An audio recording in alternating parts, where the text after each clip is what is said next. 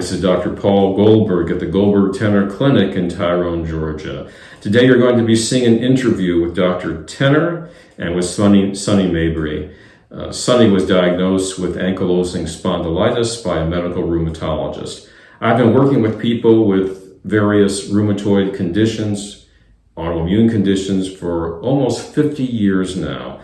And rather than treat their symptoms, treat their disease, we work on identifying causes, addressing those causes, and reversing their disease condition and building good health. Let's see, in Sonny's own words in this interview, how she regained her health at the Goldberg Tener Clinic.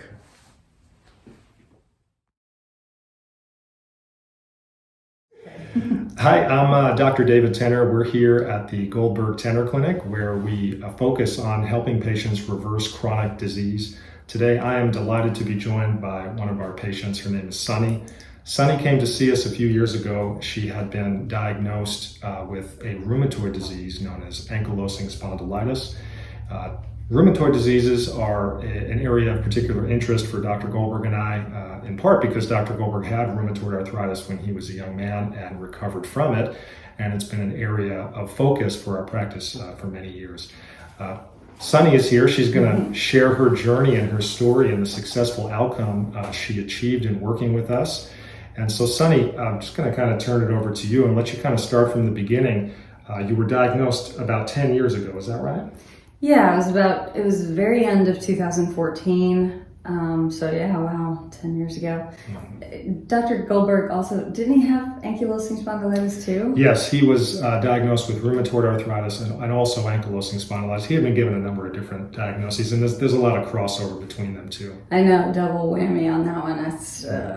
That was one of the things that I saw, and I was like, maybe they can help me. But anyway, so yeah, I was living in Los Angeles at the time, and I was helping I was going back and forth to Alabama where my family lived, helping my dad. He was in the hospital, and it was a critical situation, and not a lot of my family could come and be there with him because many different reasons, but his wife had bronchitis, like she couldn't be near him in that state. He had COPD. And so I was the only one, and I, very much wanted to be there for him. And so I was in the hospital with him on a cot for like weeks. And every time I would, leave the room to go to the cafeteria or something, that's when the doctor would come in. And I just felt a tremendous amount of pressure, like his life was in my hands or something. So I started to feel symptoms right after we got out of the woods on that situation, and I was able to go back to Los Angeles. Thankfully, he made it through all of that. I made it through all of that. But on my way back to LA, I started noticing that my knuckles were swollen and painful for no reason, and they just got worse and worse over the next month or two. I went to a chiropractor. Bad idea in this situation. It was not a good idea because I did not know that I had an inflammatory arthritic disease, and it exacerbated the problem. And I went to a orthopedic doctor when I got back to Los Angeles, and he took an x-ray of my spine. It has started to spread into other joints, my back.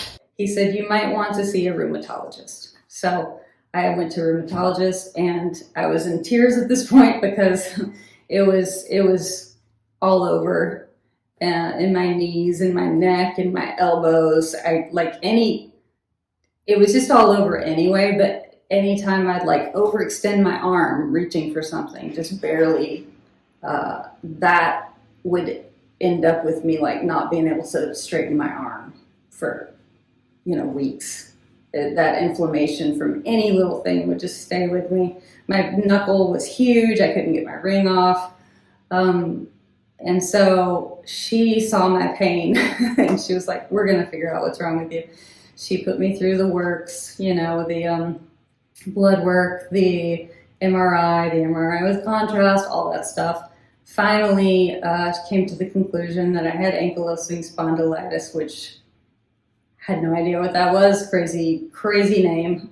And it means fusion of the spine, apparently. So that was scary to hear. Mm-hmm. And she gave me steroids to just give me some relief. But it temporarily took the pain away. I knew that time was limited. And so when she figured it out, she put me on a biologic drug called Rheumatoid. And that was an infusion, which felt pretty serious to me. I had to go in every 6 weeks or so, I think, and sit in the office for 2 hours at a time and have this stuff, drain into me. But I was on it for about a year and a half, maybe, and it started, you have to go back and check your blood often when you're on these things. And it started to lose its effectiveness slowly, and also caused my liver enzymes to creep up. And so, it happened once, and she's like, we're watching this, and it happened again. She's like, we gotta take you off of this because that's bad. And in between drugs, it was bad again. I was like, maybe it's gone away. It was back to the intense pain and inflammation, barely being able to walk, just like putting this much weight on my elbow would just send shooting pain all through my back, and I was just crying all the time. Nothing would touch it, like pain medication would not, I'd have to mix different pain medications to make it even put a dent in that pain. So she eventually put me on Cosentyx, which is like, I did the injection at home, so a little better. And that worked, and it did take my pain away, but not completely. I still had some flare-ups here and there, and I just felt like I just don't want to be on this forever. I didn't know if it was causing other problems in my body, and but it was a scary thought to me to go back to that pain again. So I just stayed on that for 2 or 3 years, and I started to have inflammation and symptoms that were not as bad as it was, but enough that I was like, I just want to be free of all this if there's some way to make that happen. And so my husband got me a gift of, I told him I wanted to come here. I found it on Instagram. People with gut issues were talking about it on Instagram. And I'd like to just interject something real quick. Please. So you just laid out the whole story there. And it's actually, the journey that you had been on up until this point is very typical for people that have these types of problems.